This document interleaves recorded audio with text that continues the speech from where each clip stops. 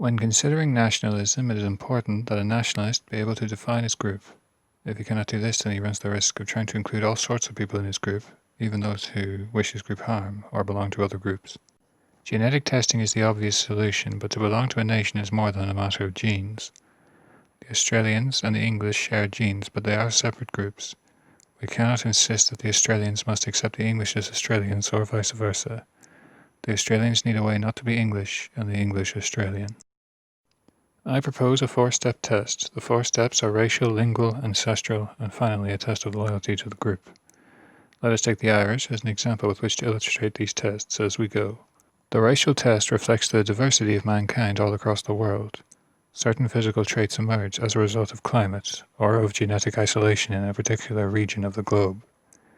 The traits therefore indicate being a product of different world regions. If Ireland is in one world region and a certain racial trait belongs to another world region, then the owner of that trait cannot be Irish. The Irish will have racial traits that exclude them from belonging in certain world regions too. Let us crudely break down the world racial groups into Blacks, Orientals, Caucasians, Native Americans, Aboriginal Australians, and Polynesians. The racial groups have experienced some mixing of late. So to identify a group with a region, we consider those regions 500 years ago, before the mixing, and see what groups predominate where, regardless of where some of their descendants now live.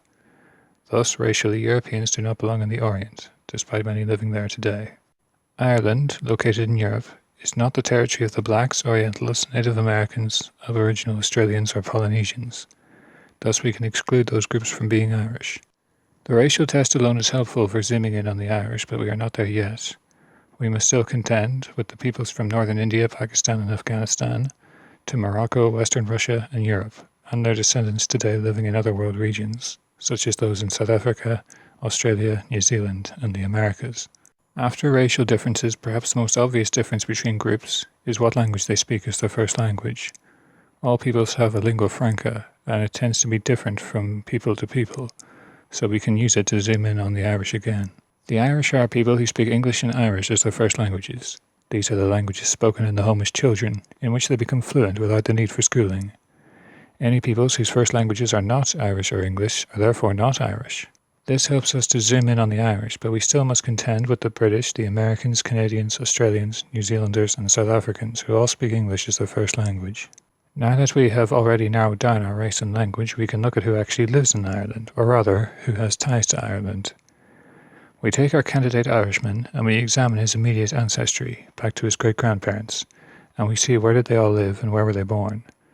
We assign 1 point for each country where each of these people were born and lived, and see which country comes out on top. Why only 4 generations? For one thing, just about everyone will know where their family was born and lived back to their great-grandparents, but beyond that it might be tricky. For another, your great-grandparents are the furthest back generation who have had a direct impact on you. They were part of your parents' lives. Thirdly, I have mentioned in another video that culture is handed down to you by the 3 generations preceding you. It takes 4 generations, therefore, to belong to a culture. In other words, no matter what your background 5 generations ago was, you ought to be integrated into your society by now. For some people, however, there might not be a clear winner among countries.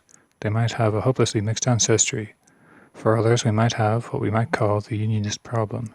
Take an Ulster unionist. He passes the racial test, English is his first language, and most of his ancestry going back to his great-grandparents have lived in Ireland, and yet he considers himself British and not Irish. The nationalist cannot consider this unionist as part of his group, if the unionist himself will not accept it. To be in a group means to be loyal to the group. If you are loyal, then you can be trusted not to harm the group.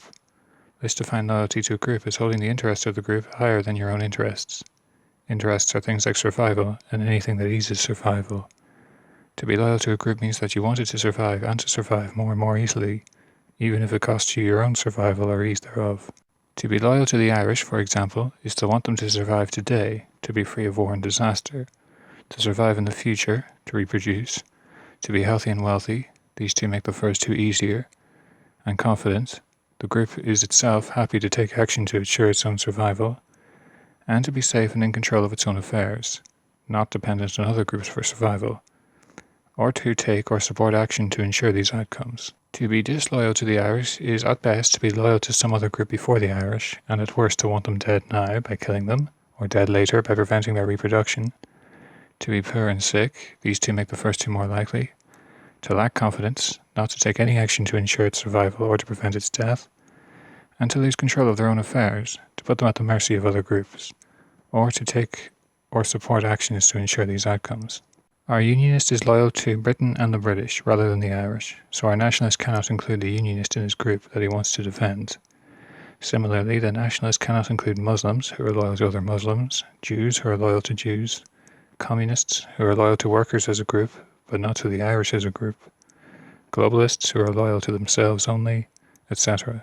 Sadly, the nationalist must also discount many ethnic Irish people who passed the first three tests, from those whom he wants to protect. Many Irish people have, by their actions, demonstrated disloyalty that would be expected of hostile foreigners to the Irish people. They want mass immigration, which will make the Irish a minority and therefore not in control of their own affairs. They want abortion, this reduces the Irish population.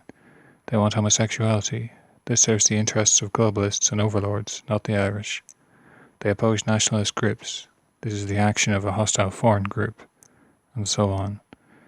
These Irish people are a threat to the Irish people by their actions and beliefs, so the nationalists must protect against them. By these four tests, racial, linguistic, ancestral, and loyalty, one can quickly determine who is likely to be part of the nation and worth protecting. From there one can move forward with the business of protecting the nation and not get bogged down trying to figure out who is who.